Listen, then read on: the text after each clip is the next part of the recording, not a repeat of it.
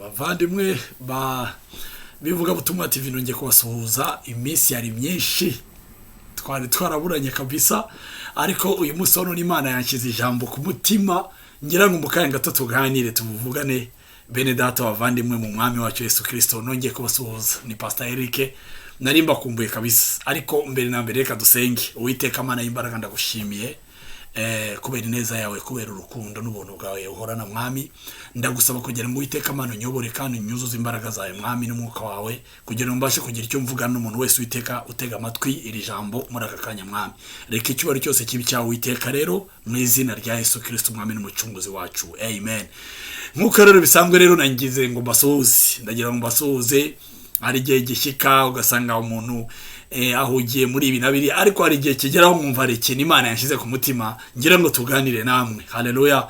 Rero ndagira ngo tuvugane namwe basore ba nkumi mwese abafite uko mufite ibyiringiro by'ejo hazaza. Ndashaka kuvuga abantu batajya bacika intege muri bo, abantu bumva ko ibyiringiro biboneka mu Mana. Urabona uyu munsi hano n'abantu benshi cyane bibwira ko ubushobozi cyangwa se inkomezi zishobora kuva ahandi. Hari abahitamo kunywa inzoga ngo byaba akanyabugabo, hari abahitamo kunywa n'ibindi bitandukanye n'ibiyobyabwenge n'ibiki kugira ngo bibahereze akanyabugabo. Ariko njye ndashaka kuvuga abandi bazi ko akanyabugabo kaboneka mu Mana, kaboneka muri rurema Imana yaturemye, kandi ariyo buryo gupusha ari guha intege zo kugira icyo ugeraho. Ndagira ngo mvugane nawe muvandimwe. Haleluya.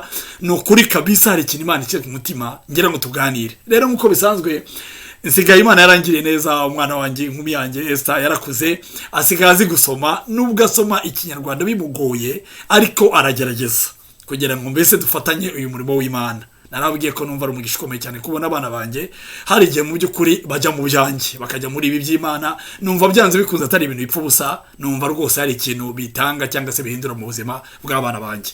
Rero Esther, karibu. Ndagira ngo udusomere nk'uko usanzwe nyine udusomera muri Samuel wa mbere, igice ni cya 17 umurongo wa 25 kugera ku wa 30. First Samuel chapter 17:25 to 30. Ubwo rasaba hano rero usome mu kinyarwanda.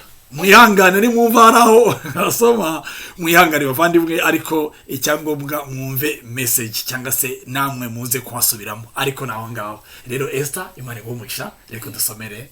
Karibu.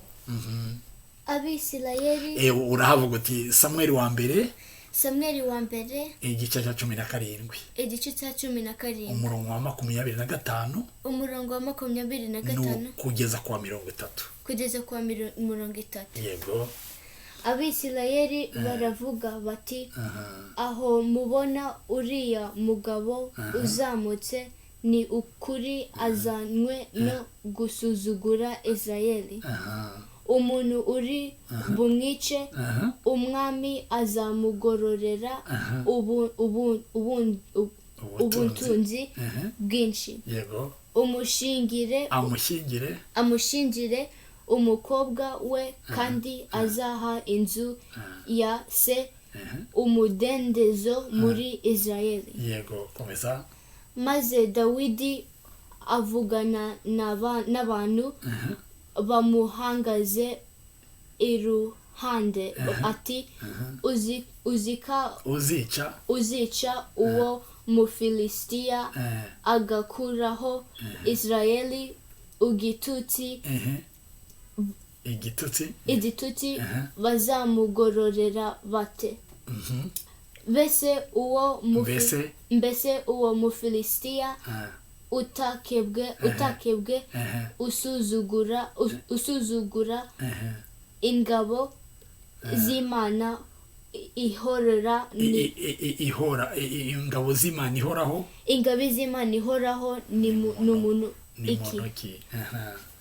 Yego. Abantu baramusubiza bati, uko niko bazagororera umuntu uzamwica. Maze Eliabu mukuru we w'imfura ya se yumvise Dawidi avuga n'abo bantu. uburakari buramuzabiranya mubaza ati wazanwe n'iki wazanwe n'iki mbese bwa butama wabusigiye nde mu butayu. Amen. Imana ikumugisha cyane Esther.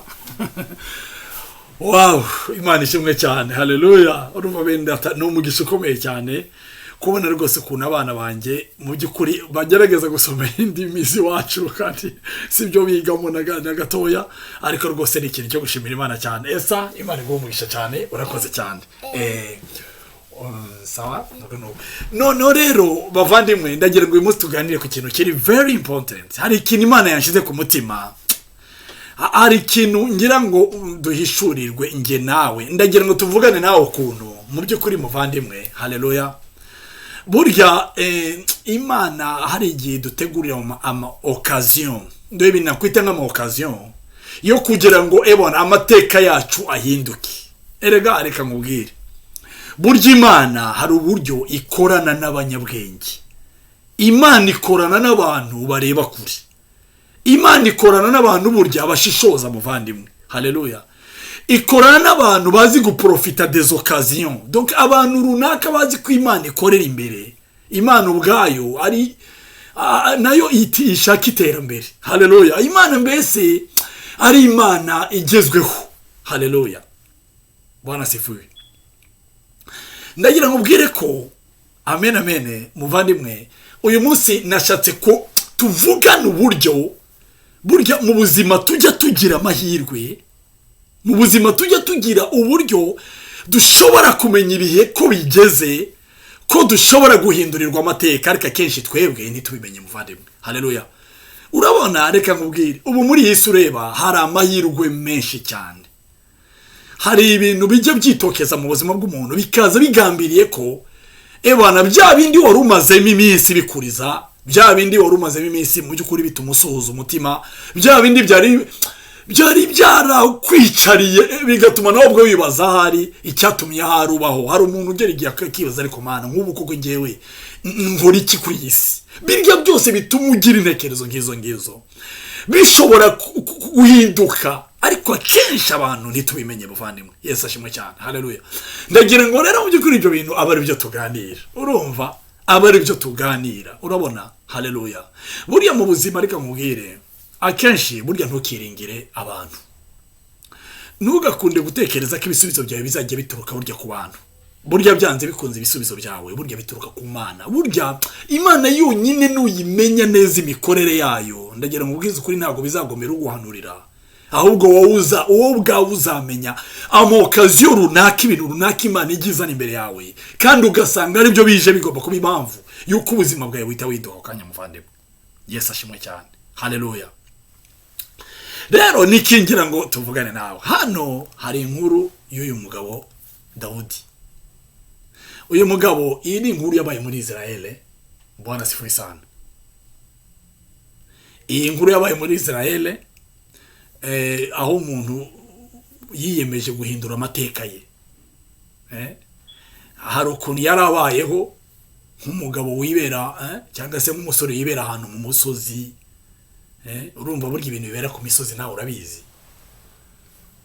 Burya hari igihe umuntu rwose aba mu buzima yibereye mu bintu mbese itirake imbese wagira ngo na amabura kindi, ni imibereho mbese ya indi twita ngo ni amabura kindi. Haleluya. Noneho ugasanga agera igihe akaba yanamenyera no kubaho atyo rwose, ariko bitabuza ko rimwe na rimwe hari ugatekereza atari ko se Mana nkanjye amaherezo azaba yaje. Haleluya. Ngira ngo sinzi ko wowe byaba byaragushyikiye, ariko nge byaranshikiye. Hari igihe najya nkunda kwibaza, nareba uburyo umuryango wanjye ubayeho, nareba abakuru banjye, nareba abashiki banjye, nareba bene wacu bagiye batandukanye byarabanje. Akenshi nge gakunda gutekereza, ariko se nkanjye Mana yanjye koko ubu ngubu byangendekeye gute? Nari naravutse ndarerwa nk'abandi, ariko ndetse rwose ndaniga, ariko sinagira amahirwe yo kuba narangije amashuri nk'uko nari nayateguye. Icyo gihe ababyeyi banjye bari barapfuye, ngeze igenza gukubita n'ibibazo by'uburwayi bw'ubumuga. ibyo bintu bituma mba mu buzima mbese bubi cyane bungoye bitangaje cyane, kuko nagombaga kwambara ari uko hagize ubuma, nagombaga kurya ari uko hagize ungerera impuhwe, rimwe na rimwe naburaga naho nanaba, ugasanga ngomba kuba mu mafamiye agiye atandukanye kubera imibereho ikomeye cyangwa se iguye nabaga ndimo icyo gihe. Nagerageye rero ngakunda kwibaza ese Mana yanjye kuko ndi kugenda nkura, kandi ubwo byose ko byagendaga gutyo nagendaga nkura ngenda mbona ukuntu mu by'ukuri ahari imibereho yanjye igiye kurangira ntacyo ngezeho, nduko gusa nawe urabyumva. Haleluya. No kuvuga ngo ibintu bifilinga ko habaho ubukire numvaga ari nk'inzozi kuri jye, kumva ko umuntu yagira ubutunzi, kumva ko umuntu mbese yagira icyamara muri societe, numvaga ari ibintu mbese bimba kure cyane kubera ukuntu imibereho yanjye yabaga ibeze. Haleluya. Nagomba kuba mu buzima busa naho niguragura, muri yari ukuntu umuntu abaho ugasanga bisaba kugira ngo ujye wirirwa ugaragaza ko wenda wishimye ngo hatagira ubangamira, kandi wenda mu by'ukuri umutima wawe nubwo nishimye. Ibyo byambagaho cyane, bikaba ngombwa ko nganiriza abantu ngashakisha ukuntu kireba umuntu wese aleze kugira ngo nibira mbone ko nakwishimira. Ubwo bwari ubuzima bumvunye, uzi gukora ibitakurimo, ukavuga ibitakurimo, ukabaho kutari wowe gusa kugira ngo ubone bwaca kabiri. Iyo mibereho yari igoranye cyane. Haleluya. Byari ibintu bigoranye cyane. Amen amen. Ariko igihe cyarageze Imana ihindura ibintu byose, kandi yabihinduye mu nzira ngizi nyire ngo nanjye ngubwire ukuntu byagenze. Byari nk'ibi nyine, urumva Imana yaje kugera igihe kare ama occasion runaka nza kumenya neza ngo ibi nibyo bihe byanjye, maze shaka Imana mu nzira z'amasengesho, ariko ngerageza no gushyira mu bikorwa iby'umwuka Imana yambwiraga gukora. Haleluya. Ubu ngubu mu by'ukuri ndagira ngo gukomeze nawe ko ibintu byahindutse, ariko mu by'ukuri ntabwo ibintu bikimeze nk'uko cyera byaremeze. Haleluya. Ubu ndaho ndatunze, niba ari izo modoka ndazifite, niba ari mbese ibutunze umuntu wese agira ndabufite, ariko ndagira ngo ngwibutse ngukomeze. Haleluya. Mwibutse muvandimwe, nawe umenye ko burya igihe ari cyo kino. Amen amen. Igihe ari iki, uyu mugabo nawe nuko yarabayeho, uyu musore witwa Dawudi, uyu yamenyekanye, iri zina ryari rizwi. Amen amen. Ntabwo burya reka nkubwire, iyo bavuga ubwoko cyangwa se imiryango 12 ya Yakobo, bavuga abantu kumva nyina n'uyu nuriya, ariko bantu bona bajya bagenda bavuka bitwa ba Gidiyoni, abitwa ba Dawudi, abitwa ba Samusoni. Aba ni abantu yewe ndetse tuzagenda tubaganira umwe ku wundi, ba Estera n'abandi na ba Rusi. Aba ni abantu bagiye bamenya ko igihe cyabo kigeze. Haleluya. Kwa amateka yabo ahinduka, kandi bagaprofita cyangwa se bakamenya uko bifata nyine muri ibyo bihe. Bwana sifiwe sana. Umwe rero ngira ngo tuganire nawe n'uyu mugabo witwa Dawudi. Yesu ashimwe cyane. Haleluya. Imibereho ya mbere y'uyu mugabo Dawudi yitwaga umushumba. Nawe urabizi burya reka nkwereke. Umushumba ari ubwo yakorera amafaranga niki? Nta mushumba ujya witwa boss ntago yibaho. Kuko nubwo yahembwa amafaranga niki? Kubera imibereho harimo n'uburyo ukazi ke gasa, mu by'ukuri nta muntu ubuzigera mwita umukire.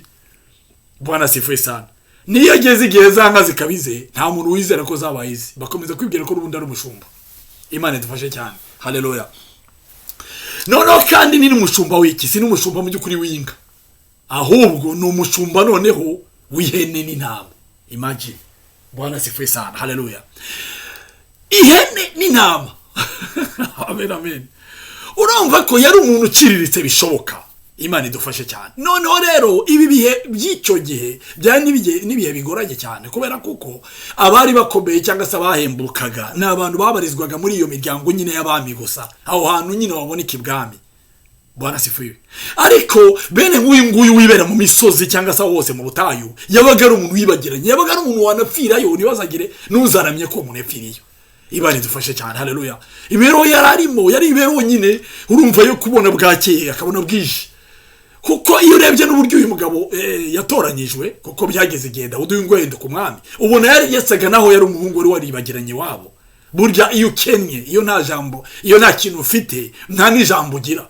Kandi burya ahantu hambere umuntu abanza kubura ijambo iyo nta kintu agira ni mu miryango y'iwabo, kuko burya bo nibo baba bakuzi. Bwana sife cyane. Kuko burya ushobora kugera ahandi ukagira ukuntu nyine ubigenza ukiyoberanya, abantu bakaba bagukeka ko wabura uyu n'uyu, ariko burya iwanyu kuko baba bakuzi neza, niho hambere hahera umuko kugusuzugura no kuguca amazi inshuti yanjye. Bwana sife sana. Rero uyu mugabo ikintu cya mbere cyabanje kuba ise na nyina nibo bari baramwibagiwe. Haleluya. rero uyu mugabo amenya ngo igihe ni iki ngiki. Haje rero kwaduka ikibazo muri icyo gihugu, haza kwaduka umugabo witwaga Goliyati. Uyu umugabo azana ikintu cy'iterabwoba, azana ikintu cy'ihungabana mu bantu, ahera ku mwami agera ku basirikari, agera ku baturage bose, abagizemo abagore n'abagabo bose, abana, abasore bose haba ihungabana rikomeye cyane. Amen amen. Igihugu kijya mu kirere, kuko Israel byaminingaga abantu bafite imana nzima, abantu bafite amateka. Haleluya. Abantu bakoze ibintu bikomeye cyane. Amen amen. Kuva mu Egiputa bari abantu bakomeye kandi bazwi. Yesu ashimwe cyane. Haleluya. Noneho rero haza kwaduka umuntu usa naho agiye guchallenginga icyo kintu cy'ayo mateka yarazwi. Hari ibihugu byinshi byagiye bikora ibintu bikomeye cyane. Murabizi namwe ibihugu bimwe na bimwe hari abantu bagiye bakemura ibibazo bihambaye. Tuvuge iyo urebye nka genocide yabaye, tuvuge nko mu Rwanda, abantu bakoze kugira ngo ihagarare, bakoze imirimo ihambaye cyane. Yesu ashimwe cyane. Haleluya. Tekereza rero ibyo byose byayo mateka agaduka umuntu umwe utuma bigaragara ko ibyo byose byakozwe mu by'ukuri bitari byo. Amen amen. Urumva uwo muntu ahita ateza ihungabana rikomeye cyane, abantu bose bahita bajya mu birere. Yesu ashimwe cyane. Amen amen. Abantu baribaza, uyu nguyu yadutse, uyu muntu utinyutse ibi ninde? Amen amen. Uyu muntu ushobora kuvuga ibi akavuga kuko ibi bitabaye, akavuga kuko ibyabaye byose ari ibinyoma. Umuntu aramutse avuze ko ibyo bitabaye, ukadukaza muri iki gihugu cya Amerika ugatangira kuvuga kuko abitwa abahinduye amateka y'iki gihugu abo bose mu by'ukuri ibi byose ari amagambo yavuzwe cyangwa se ari ibyanditswe mu bitabo, ariko mu by'ukuri bitegeze bona busa. Urumva ko wahungabanya ibintu bikomeye cyane. Imana idufashe cyane. Ibyo bintu rero biraza biratera muri icyo gihugu, haduka umuntu uhungabanya icyubahiro cy'Imana. Urabibona muri iki cyanditswe haravuga ngo uwo muntu wadutse uzamuwe no gusuzugura Imana ni muntu ki? Umuntu uze gusuzugura Israel. Israel byavugaga Imana, Imana byavugaga Israel. Israel n'Imana ntibyari bitandukanye, kuko iri zina yarihawe mu by'ukuri ni Imana. Bwana sifuwe sana. Iyo bavuze umusozi wera w'Imana bavuga Israel. Haleluya. Israel byaminingaga ibintu byinshi cyane. Haleluya. Uyu muntu rero nawe yaduka ari umuntu mu by'ukuri usuzugura Israel. Bwana sifuwe sana. Habaho ibintu by'ihungabana rikomeye, abantu bose bakabivuga, biragenda biraganirwa, bivugwa ku misozi, bivugwa mu makaritiye, bivugwa mu mihanda, ahantu hose abantu bagenda, abari mu mirimo itandukanye. Ikiganiro kikabico, muzi ko hariho umuntu wadutse uvuga ibi umeze atya. Muzi ko ingabo zose zaheze ku rugerero kubera ko ari umuntu mu by'ukuri wazihejejeyo. Haleluya. Muzi ko abagore bungubu benshi batandukanye n'abagabo babo kuko bagiye ku rugamba. Muzi ko abana batoya n'abakuru bose batakiriye ababyeyi babo ba papa kuko bose bari ku rugamba. Murabona ibi byose, mureba aba bagore bose n'abakobwa bari kugiye murabajyana hariya ku rugerero, ibiryo byayo byarashize mu rugo. Hari ihungabana rikomeye cyane hirya no hino. Bwana sifuwe sana. Haleluya. Ubwoba ari bwose muri Israel. Yesu ashimwe cyane. Amen. Uko kuntu ariko bimeze. Amen. Biragenda biravugwa bigera kuri uyu musozi, bisanga uyu muhungu hahandi yarari ku musozi nyine, yarari ku hango hagati muri izo ntama n'izo hene. Atariko ibyo bintu bivugwa nibiki, atega amatwi ntumbwire wagiye kubimubwira wamuhaye inkuru wari we. Ariko aravuga ati sasa rero maze igende mu buryo n'ikidubu, maze igende mu buryo n'ikintare ije gufata umwana w'intama ndayisingira nkayikura intama mu kanwa, imvumbukanye ndayifata nkayivutagura nkayica. Ibi bintu rero ntabwo ari kubusaba imbaho, ibi bintu ngiye kubikora kuri uwo muntu. Bwana sifuwe sana. Umusore yaramanutse aravuga ati rero nakundi nta handi hantu nzamenyekanira ibi njya ngora, experience zidafite zitambikwa ikamba. Amambere n'ishindare ninde wegeza nyambeka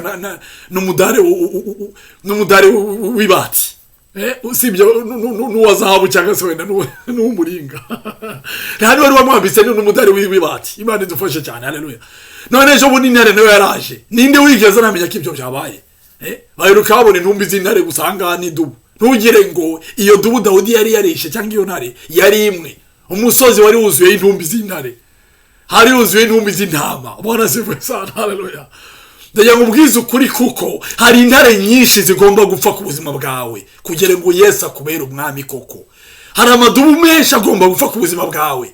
Yesu ashimwe cyane kugira ngo Yesu akubere umwami koko. haleluya, amen amen. Kuko dusenga ni umwami w'abami, uwo dusenga yitwa intare y'umuryango wa Dawudi, king of king, lord of lord. Bwana asifiwe sana, haleluya, amen amen. Hari intare zigomba gupfa, intumbi zari zaruzuye aho ngaho, amasazi yarishimye, amen amen. Impyisi zose ziseka zikubita ibitwenge ku misozi kubera kwirwa zirya impyisi zose zishwe na Dawudi. Aravuga ati aya mateka mpindurira ku musozi ntiyagira ubimenya, ndagoma nyahindurira imbere y'abantu ngo babibone. Bwana asifiwe sana, haleluya. Uyu yari afite isezerano ry'Imana, amen amen, ariko nawe atazi uburyo bizasohora. Aravuga ati kuriya kuntu niko Imana yavuganye nanjye. Bwana asifiwe sana, haleluya. Niko buriya niko bigomba kugenda. Njye ntabwo njya kurwana mu izina ryanjye, ahubwo ndajya kurwana mu izina ry'Uwiteka. Buretse gatoya ndaza gumura Esther yaragarutse ariko turi kumwe. Bwana asifiwe sana. Urumva aravuga ati njyewe ndaza kukurwanya mu izina ry'Uwiteka. Njyewe ntabwo njya kurwana mu izina ryanjye, haleluya, ariko ndaza kubikora mu izina ry'Uwiteka. Bwana asifiwe sana, haleluya, amen amen. Umugabo numbaza niba yarataye twa dutama, mukuru warantu yise ngo bwa butama. Abantu nibabona ko wiyemeje kudakora nkabo, wiyemeje kutavuga nkabo, wiyemeje kutabona ibintu nkuko babibona, haleluya, bazakwibutsa ibyo wajya gukora, babica amazi, bakubwire ngo bwa bushuri bwawe wabuvuye mute. Niba wari umwarimu, amashuri wigishamo bazahita bwa bushuri, haleluya. Niwiyemeza gukora imishinga minini ikomeye kuko uzi neza ko igihe kigeze, amen amen. Bazakubwira ngo se bwa butike bwawe, kaka butike, kaka meza kawe wari ufite mu isoko ugasigiye nde. Bwana asifiwe sana, haleluya. Hari abantu benshi bagiye bakunda kwita u Rwanda ngo bakarwita ngo nakadomo. Abantu bagiye bambabaza ngibaza ariko Mana yanjye kuko u Rwanda rurinda kuba akadomo ngo bigende bite. Bwana asifiwe sana, haleluya. Bakarwita akantu gatoya ariko ntabwo byabaga ari byo, amen amen. Kubera kuko abantu benshi twagerageje gusanga abantu bahamerewe neza, basubijwe byaciyemo, abantu barahembuwe naho bafite na bene wabo rwose, abantu bameze neza, aho gasanga abantu bati ni handi muri kakadomo. Ibyo bintu rero niko bigenda. Iyo umuntu ashaka kugira ngo acishe bugufi kina, asuzugura ikintu, arakidiminiwa, ahindura abikora diminutif. Bwana asifiwe sana, haleluya. Rero bavandimwe, amen amen. Uyu mudawudi uyu aravuga ati iki ni cyo gihe kirageze sha komanuka kabisa. Bwana asifiwe sana, haleluya. Amen amen. Ngahagarara imbere y'umwami, abaturage bose bagize ubwoba, ariko we nasigare ndi umwe gusa utabufite. Abagabo bose bagize ubwoba, ariko we nasigare ndi umwe utabufite. Amen amen. Reka ngubwize ukuri ko mu buzima nugendera mu kigare uzaba uri guhusha intego. Abantu bose bashobora gukora amakosa uko bangana, ariko ugasigara utayakora wenyine. Bwana asifiwe sana, haleluya. Kubera kuko wisobanukiwe uriwe. Hari abantu bajya bantangaza cyane, abantu ngo bararwaye sida. Kera najyaga numva abantu bitwa ngo nabakundwa, abandi bitwa ngo nabanyarukundo nibiki. Bari barababwiye ngo ujye ukunda ukuri, ujye ukunda uriwe, mbese wikunde, to love who you are. Ukunde uriwe, wikunde, doke ukunde kurwaye sida, unezezwe nabyo, umve mbese nacyo, umwe imiti wumva yishimiye, ukunda ukuri, uko warangize kurwara sida, wowe ukunda ibyo bintu, ukunda ukuntu umubiri wawe mbese, ukunda uburyo mbese, unezerwe, wumva unezerewe uko ukuntu urwaye sida mbese, wishimira ibyo bintu. Bwana asifiwe sana, haleluya.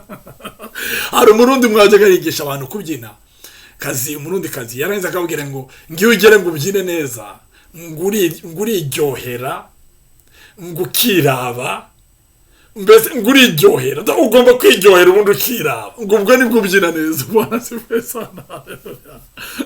Uyu Dawudi nawe, haleluya, ngira ngo uwo munsi ariryohera, aravuga ati sha nitwaga umushumba, ariko ubushumba bugiye kuvamo ikintu kidasanzwe.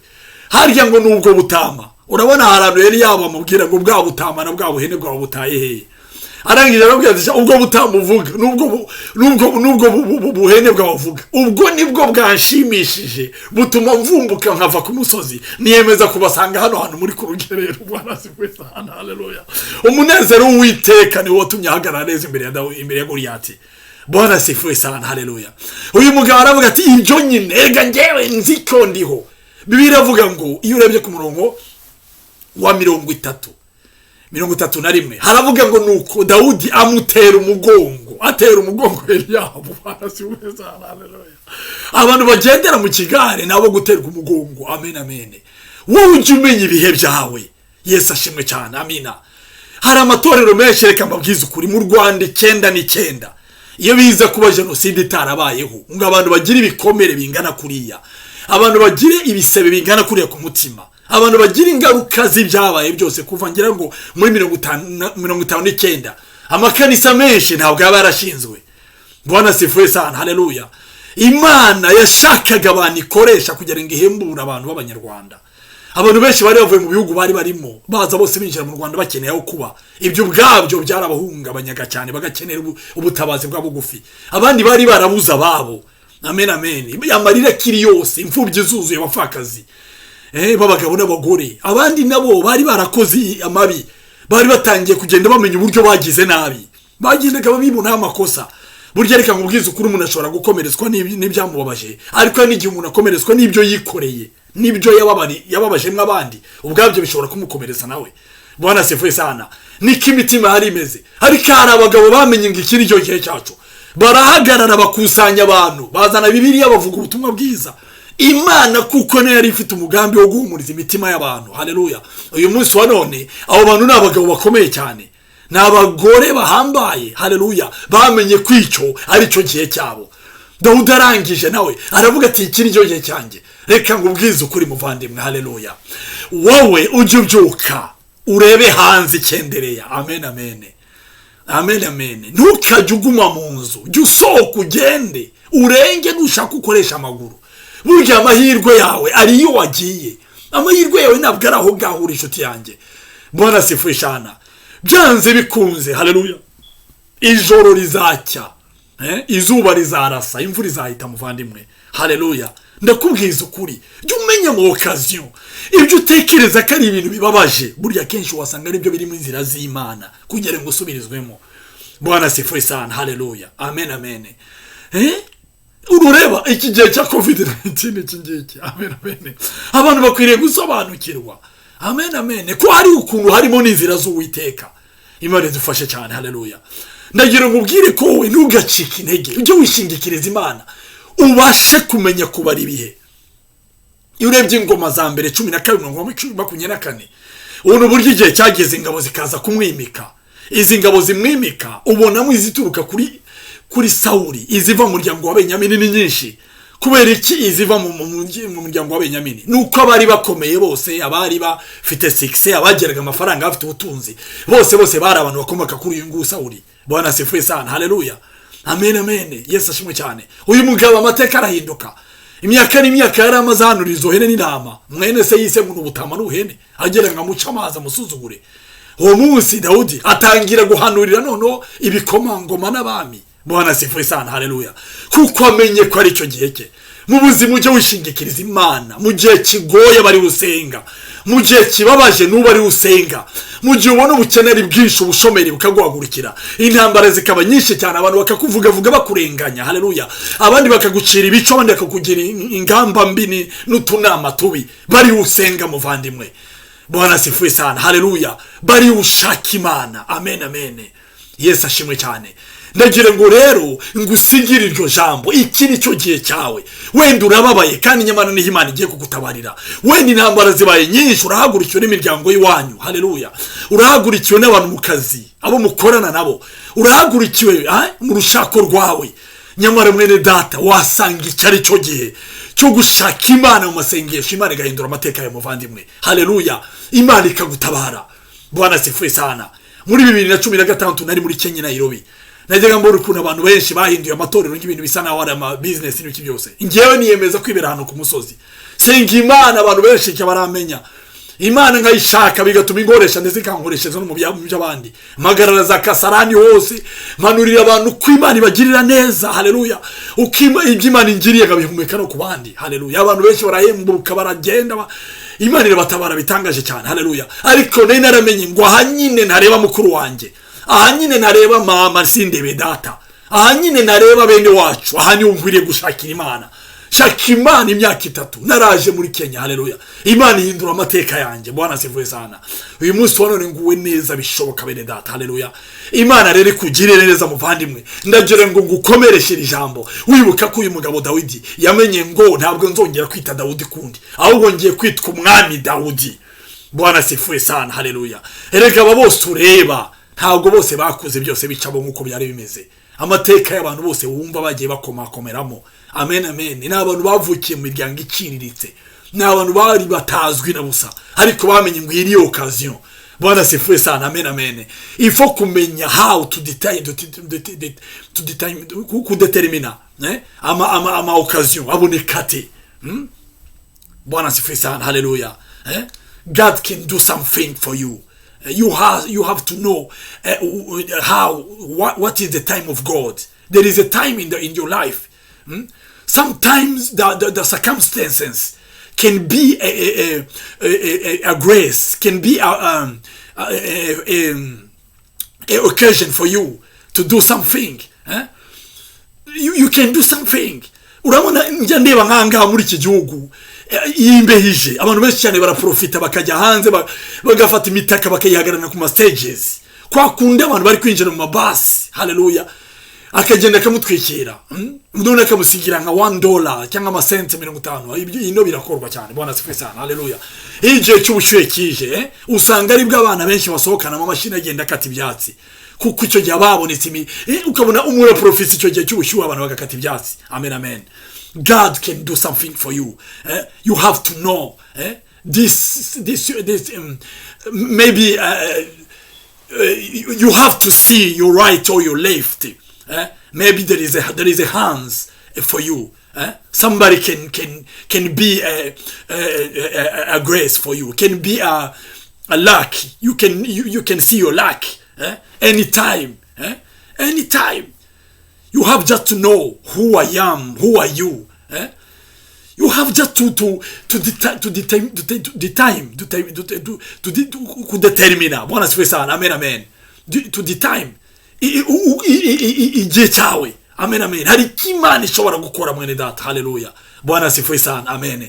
Ndagira nkubwire kuri koko bwana nureba njye nageze muri iki gihugu ibintu rwose wapi. Amen amen. Nageze ahangaha madamu wanjye nta rurimi, nanjye ubwanjye nta rurimi, ariko nari ngenda cengera bamenye kuko nta mpamvu yo kumenya ururimi ngudume, ariko ngomba kumenya nibura da communication.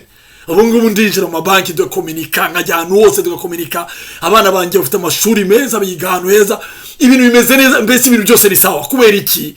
Namenye neza ko mu buzima ndakwiriye gucika intege. Bwana sifuwe sana. Haleluya. God can do something. God can change your life right now. Bwana sifuwe sana. Hallelujah. You have just to know your time. You have just to know your season. You have to know the time of God.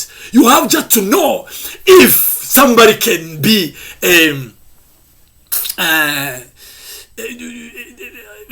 hallelujah.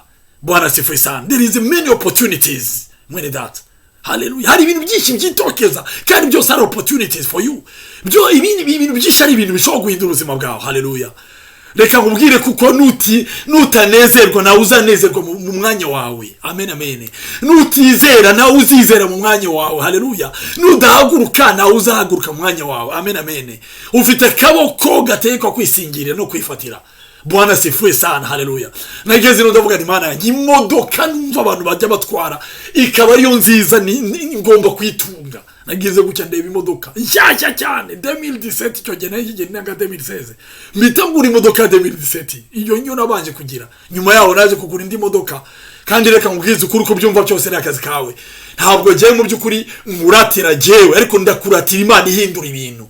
Ubifata uko ubishaka n'ukuri mwene data. Njewe ndakubwira Imana ihindura ibintu. Nyuma yaho naje kugura imodoka yindi. Bwana sifuwe sana. Imodoka ya Ford ejo bundi ya 2019. Bwana sifuwe sana. Madamu wanjye gatwara imodoka, abana banjye akagira indi bajyana. Kuko numvaga ngomba kugera mu rwego numva koko Imana yanjye ibaye Imana byanyabyo mwene data. Bwana sifuwe sana. Shaka ngo wararata ibintu n'akazi kawe. Ni njewe uza hano navuye. Niba narabashaka kunywa amazi y'ibiroha ahantu y'ikiyaga imyaka igeze ku 8, umwana wanjye gatumba kada kubera inzara no kunywa ibyo biroha by'uwo mugezi twavomaga. Niba narabaye mu nzu yari irimo ubucurama ahantu, ubucurama bw'ubuyirwa buzunguruka mu nzu, ni gute ndashobora kuvuga aho Imana yamvanye mwene data? Burya ryaba ruwariraye mwene data, ni njye uzi aho navuye. Rero ni ibintu ngukomeresha, nawe ukomere wizere ko Imana ishobora guhindura ibintu. Bwana sifiwe sana, haleluya, amen amen amen amen. Umuntu umwe ejo bundi twagiye tuvugana turi kuri video, ndi mu modoka yanjye gutya y'ijipe tugenda na madamu ari kuri vola, none rero ahita ambwira ngo ntabwo yemeraga ko byari byo ngo ntabwo yemeraga ko byari byo. Uwo munsi ngira ngo yarabyemeye ari noneho. Bwana sifiwe sana, ariko ndegera ngo uhumurize muvandimwe, yewe inshuti yanjye, wowe utagira so ntugire mama wawe, wowe umva ngo wamugaye ukumva kuko ibyakurangiranye kuko umva wamugaye, wikwiheba nshuti yanjye, haleluya, amen amen. Hari icyo Imana ishobora gukora. Ibi ubwabyo bya YouTube ureba abantu benshi cyane babihinduje amateka yabo. Hari impano ikurimo, ushaka kumenya ngo iyi telefone yonyine mfite mu ntoki nshobora kwikoresha ngahindura amateka yanjye. Bwana sifiwe sana. Izo mpano zikurimo zo gusetsa, izo mpano zikurimo zo kubyina, izo mpano zikurimo zitandukanye n'ayo masiporo yose ukora abantu bagatangara, ibyo byose bishobora kuba impamvu yo guhindura amateka y'inshuti yanjye. Bwana sifiwe sana, haleluya. Ese wari uzi ko nubwo bumugu bwabwo ufite bushobora kuba impamvu yo guhindura amateka yawe? Amen amen. Nshuti yanjye, ndagira ngo urebe kure kandi ntugacike intege, ukomere, Imana ikugire neza. Rero Imana ibomugisha. Sigende Pastor Eric, reka ndekera aho ngaho, ariko narinze no kugukomeza nkubwira ngo gerageza urebe hirya no hino, wenda iki cyaba ari cyo gihe, kubera ibyo uri muca mu nshuti yanjye. Ntiwihebe, nturyame, ntutinde mu bwo buriri, buvemo, jugunya ubwo buriri usohoka ugende nshuti yanjye, haleluya. Hari icyo Imana ishobora gukora kandi Imana ikakugirira neza. Bwana sifiwe. Mana ndagushimye, ndaguhimbaje kuko uri Imana igira neza. Reka icyoro cyose kibi cyawe Uwiteka Mana, uguye mwene data Mana yumva iri jambo rimukomeze, iri jambo Mwami nanjye ryankomeje Mwami, ihumure nabonye Uwiteka Mana y'imbaraga. Ndagusaba Mwami kugira ngo bisakare muri uyu mwene data Mana, umwereke ko ari cyo ushobora gukora. Icyubahiro cyose ni kibi cyawe, mu izina rya Yesu Kristo umwami n'umucunguzi wacu, amen, haleluya. Rero nsigaye ndi Pastor Eric, iyi channel yitwa Ivugabutumwa TV. Ni ukuvuga ngo bisaba kugira ngo uyisangize abandi, uhereze abandi igihe cyose ushobora kubona. Nyaboneka ntukiherane ibintu nk'ibi ngibi. Abantu benshi mujya mubona izi video nk'izi ngizi ugasanga ntugize umwete wo kubyohereza abandi, ariko burya Bibiliya ivuga ngo niba tuzi gukora neza ntitubikore, mu by'ukuri bitubereye nk'icyaha. Icyo Imana ibishaka ni uko ubutumwa bwiza bwamamara. Kandi ndagira mwibutse ko nge simvuga ubutumwa hari ikindi kintu ngambiriye na busa, usibye umutima wo kugira ngo nibura hagira uwahumurika, hagira uwagira ibyiringiro, akagira morale ko byose byakomeza, ku buzima bugikomeza. Imana ikugiye neza. Rero unsubiriza inshuti zanjye zose uti ni Pastor Eric mu izina rya Yesu, amen.